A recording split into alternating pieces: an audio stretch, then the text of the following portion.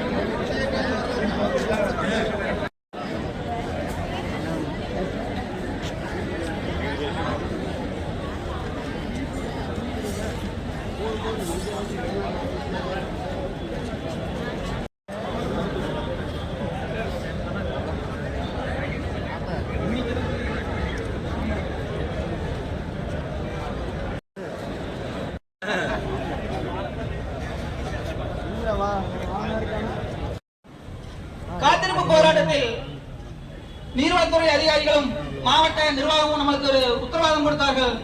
6ஆம் தேதி வாருங்கள் சார்பில் வந்திருக்கிறோம்.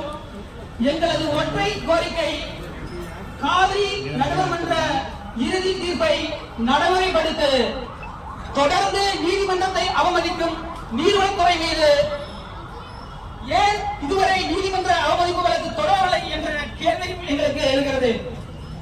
நீதிமன்றத்தை அவமதித்து பல ஆண்டுகளாக இந்த மாவட்ட நிர்வாகம் ஏன் நடவடிக்கை எடுக்கவில்லை? நீர்வளத்துறை ஏன் அதை இன்னும் செயல்பாட்டில் கொண்டு வரவில்லை?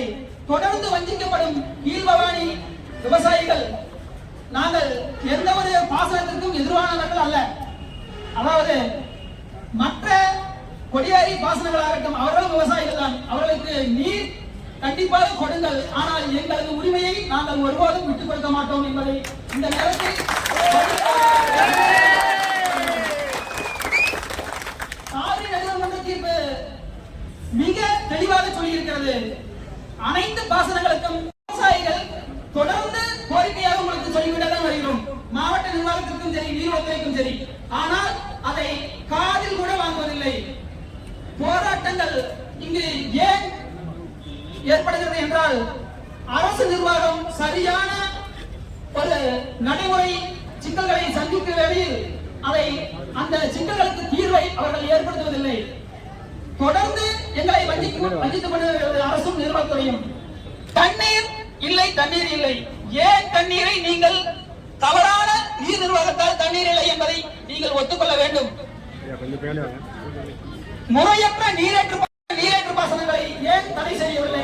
அந்த முறையற்ற நீரேற்று பாசனங்களை தடை செய்து கீழ்பவானி விவசாயிகளின் உரிமையை எங்களுக்கு பெற்றுத்தர வேண்டும். இன்று நாங்கள் ஒரு உறுதியான நிலைப்பாட்டில் வந்திருக்கிறோம். அரசிடமிருந்து அரசாணை வரும் வரை இந்த இடத்தை விட்டு ஒரு துளி கூட இந்த விவசாயிகள் நட மாட்டோம்.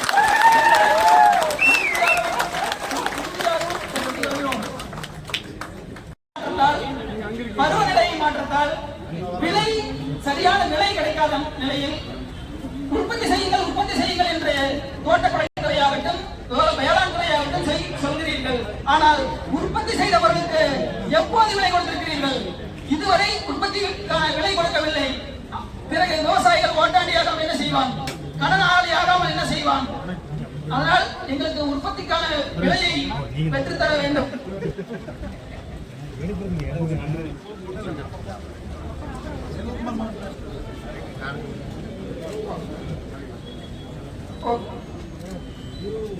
ஓடாத மானும் போராடாத இனமும் ஒரு நாளும் வாழ்வதாக இந்த சரித்திரத்தில் இல்லை.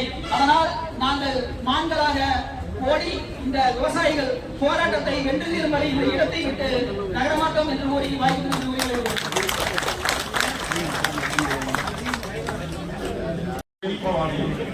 பயனாளிகள்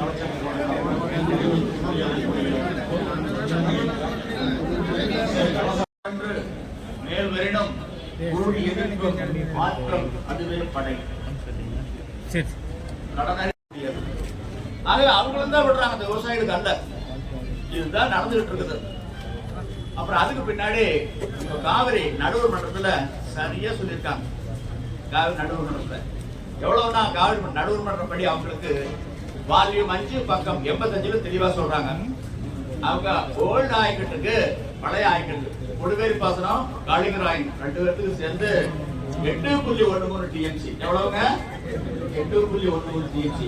ஆனா எடுக்கிறது எவ்வளவு? 30 டிஎம்சி. 30 டிஎம்சி எடுக்கிறாங்க ஒவ்வொரு ஆண்டு. கீழ்பவானி பாத்தீங்கன்னா 27.95 டிஎம்சி. 28 டிஎம்சி வச்சுக்கலாம்.